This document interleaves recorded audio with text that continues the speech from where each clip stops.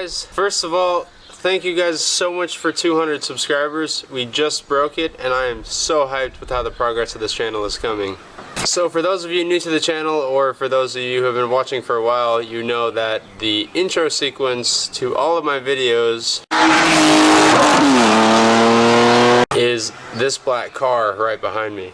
This is my 1998 E36 M3 convertible, and if you watch any of my vlogs, you'll notice this car is mysteriously absent from all of them except for the first and second vlog, which were a while ago, I believe. The reason it has not been in any of my vlogs is because I'm working on rebuilding the motor. If you follow my DIY series, you'll notice a lot of my heavier DIYs, cylinder head removal, cam removal, intake, cooling system removal, all of those DIYs are on this car. And there is a disturbing lack of install videos so far. So those are coming, no doubt. I have to basically rebuild the bottom end on this car before I can install the rest of the parts. So the reason the bottom end is bad is neglect on the previous owner and sort of neglect on my part from when I was younger and didn't really know what I was doing. So when I bought the car with a bad head gasket. Now there are several ways a head gasket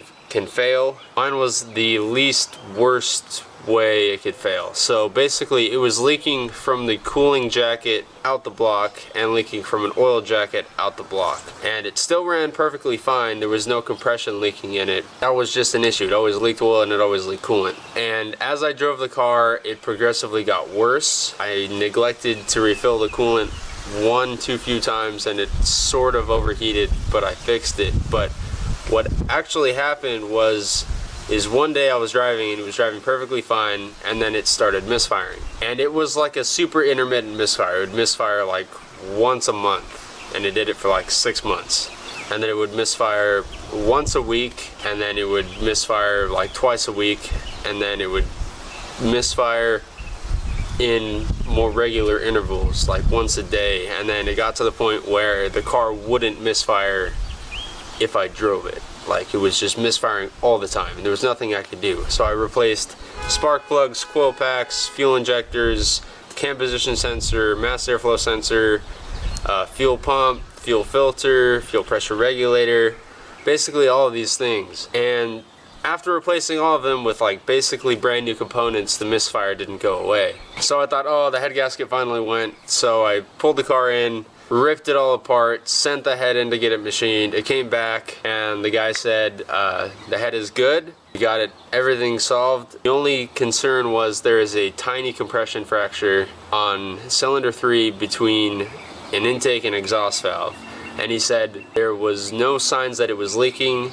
In our tests, they did a full pressure test on the head and they said it wasn't leaking, and he said you could run this head, it might fix it, it might not. He said there's no guarantee.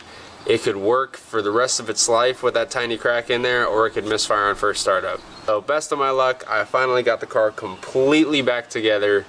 Everything perfect. It's manifold smoke tested, the vacuum leaks, everything was perfect, and fired right up, misfired again. So I had it towed into a shop, diagnosed. They diagnosed it as the crack is the problem. So I got the car back to my house, pulled it apart all again, sourced a new head, machined that head, put it back together, and it ran perfectly. It ran perfectly for about 2 or 3 months until about November of last year.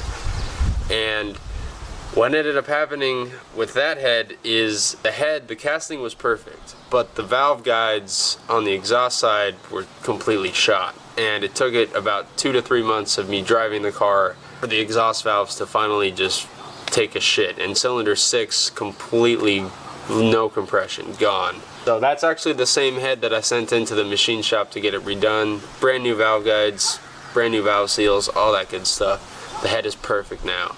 Something happened, something got into cylinder 6 that totally messed up the piston, and it just freaking chewed it up. I don't know if one of the ends of the valve guides got in there and just wreaked havoc, but it basically munched the piston. I mean, you can see little shards where the piston is just totally eaten away by whatever got in there. I have no idea what got in there. But the other thing that was sort of confusing me was before I pulled the head, when I had the car running, it was just spitting coolant out the exhaust, which is awesome. So I'm not even going to try and resolve this bottom end. So that whole bottom end is coming out.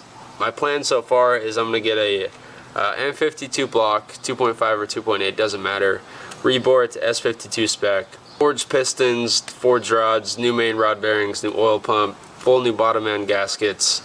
I'm getting ARP, main and head bolts, and I'm getting a MLS head gasket to go on with it. And basically it'll be a full turbo prep motor. That motor will be able to handle a lot of power, which is nice. And I'm getting an E34 M5 clutch to go on with it. So this is episode 1 of season 1 of the drop top turbo build. So season 1 is going to be the motor building, getting the motor in and running. So I'm going to run that motor setup naturally aspirated for a while. Season 2 is going to be putting the turbo on, and then season 3 will probably be big turbo, big power sort of thing, upgrading drivetrain components. I want to do a DIY series on bottom end building for these cars. The problem is I've never done it before. So with my DIYs, like the cylinder head, all the head gasket removal, all the head gasket rebuilding stuff that I'm doing, I've done that before. So I know the tricks, the ins and outs of how to do those jobs properly and how to make it work. Like, I can pull off and put on Vanos units all day long. I have never installed a set of new main bearings, and because of that I don't have the knowledge of the little tips and tricks to make it go easier and better. So this is going to be sort of like a vlog styled watch me do it build, and in the future I will definitely be doing a DIY series on how to build a bottom end when I have the knowledge to build something efficiently like that. You know, this is going to be, you're going to see all the trial and error of me trying to put this motor together, and if I mess up, I mess up, you know, and I'll learn from that, and hopefully you guys will too. So we'll see as it progresses. I can't wait to get this car back on the road. So this was the introduction to this car and to the series to come. So thank you guys so much for watching. Keep it fresh, and I'll see you guys later.